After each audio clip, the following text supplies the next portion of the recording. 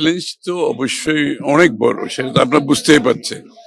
অর্থনীতি, আমরা যে অর্থনীতি ইনহেরিট পেয়েছি, এটা তো এই অর্থনৈতিক অবস্থাটা খুবই খারাপ অবস্থায় আমরা দায়িত্বটা নিয়েছি অর্থনীতির, এবং সেই জায়গা থেকে প্রথমে আমাদের সেলভেজ করার একটা ইস্যু আছে। সেলভেজ করে আমরা সামনের দিকে অর্থনীতিটাকে, যে আমরা ইলেকশন ম্যানিফেস্টোতে যে কমিটমেন্ট গুলো করেছি মানুষের, জনগণের কাছে, আমাকে সেটাও মিট করতে হবে। তো সুতরাং এখানে রিসোর্স মোবিলাইজেশন অত্যন্ত গুরুত্বপূর্ণ।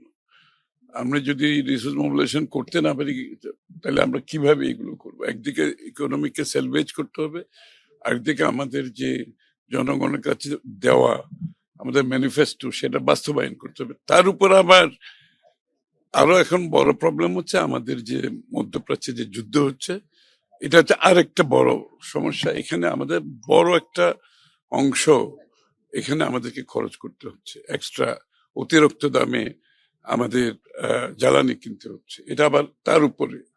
সুতরাং একটা 3-way চ্যালেঞ্জ আর কি, অনেক বড় চ্যালেঞ্জ। তো আমরা এই বিষয়গুলো আলাপ করেছি এতক্ষণ ধরে, কিভাবে রিসোর্স মোবিলাইজেশনের মাধ্যমে এই চ্যালেঞ্জগুলো আমরা মোকাবেলা করতে পারি। তো বিস্তারিত আলোচনা হয়েছে, আমরা এটা তো রিভিউ করতে হবে কনস্ট্যান্টলি, এটা ফাইন টিউনিং করতে হবে।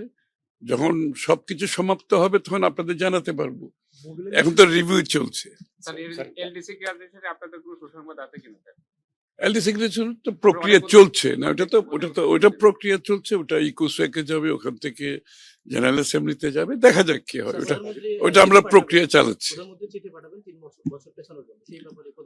না, ওইটাই, ওই অগ্রগতিটা তো ওইটা তো এখন এটা ইকোসেকে যাবে, ওখান থেকে পাশ হয়ে যাবে জেনারেল অ্যাসেম্বলিতে।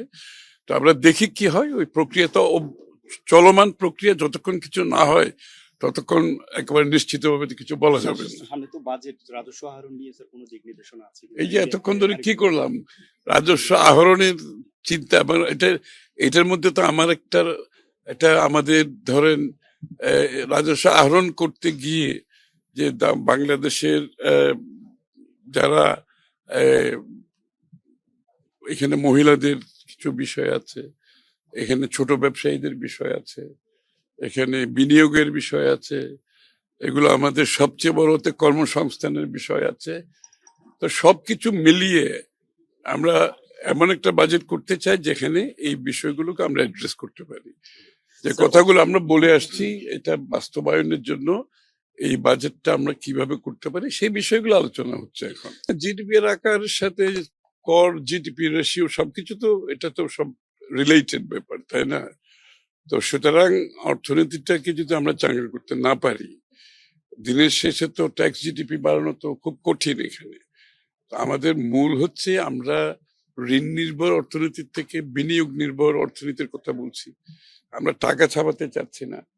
তো এটা করতে গেলে তো আমার বিনিয়োগ যাতে আকৃষ্ট হয় দেশি বিদেশি, এবং তার মাধ্যমে কর্মসংস্থান যাতে সৃষ্টি হয়।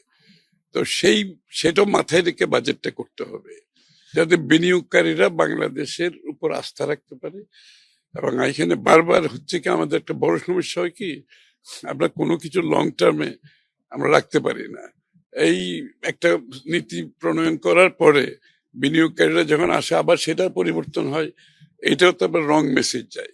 তো আমরা এইগুলো করতে চাচ্ছি না। আমরা চাচ্ছি যে পলিসিগুলো দেব, এটা একটা সময়সীমা, বিনিয়োগকারীরা যাতে জানে, তারা যাতে তাদের হিসাবের মধ্যে এনে বিনিয়োগ করতে পারে।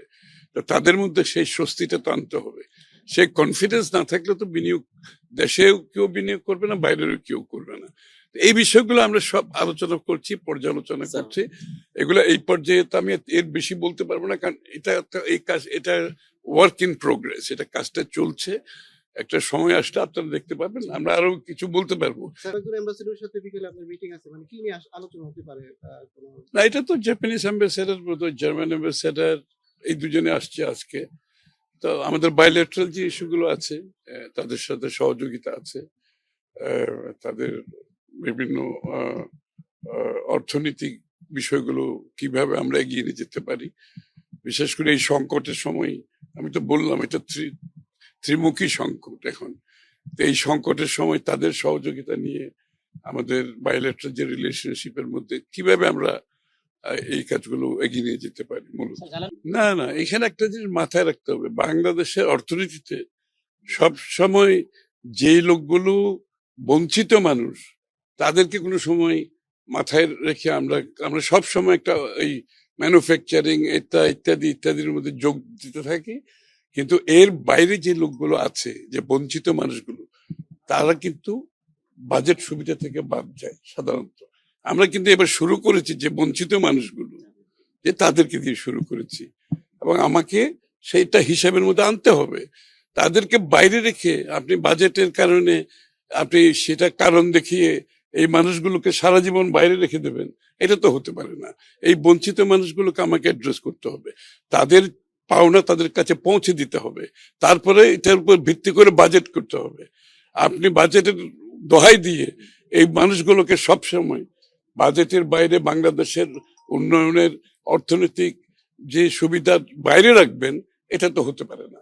কারণ আমরা মানুষকে এই কথাগুলো বলে আসছি, এই বঞ্চিত মানুষগুলোকে আমাকে অ্যাড্রেস করতে হবে প্রথমে, তারপর আমরা বাকি বিষয়গুলো ক্রমান্বয়ে আমরা কাজ চালিয়ে যাচ্ছি, যাতে সবাই, যে বাকি যারা আছে এদের বাইরেও যারা আছে, আমাদের তো বিনিয়োগ তো করতে হবে, তাহলে বিনিয়োগ না করলেও আমি কর্মসংস্থান করবো কোত্থেকে?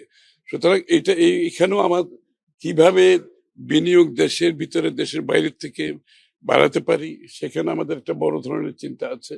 এবং আমরা তো বলেছি আমরা ডিরেগুলেশন করব, সিরিয়াস ডিরেগুলেশন করব, সেগুলো আমরা খুব সহজে আপনারা দেখতে পাবেন। এবং এক্সপোর্ট সেক্টর আমার ডাইভার্সিফাই করতে হবে, খালি গার্মেন্টস দিয়ে তো চলবে না। আর যারা আছে এক্সপোর্ট সেক্টর আসতে চায় তাদের জন্য আমরা ইনসেন্টিভ দেব, তাদেরকেও গার্মেন্টস যে সুবিধা পাচ্ছে, যে bonded warehouse, back to back LC সহ, তাদেরকে সেই সুবিধা দিতে হবে। তা না হলে অন্য সেক্টর আসবে কি করে? আমরা তো একটা সেক্টরের উপর নির্ভরশীল হয়ে গেছে, আমাকে আরো অনেকগুলো সেক্টর আমাকে সামনে নিয়ে আসতে হবে।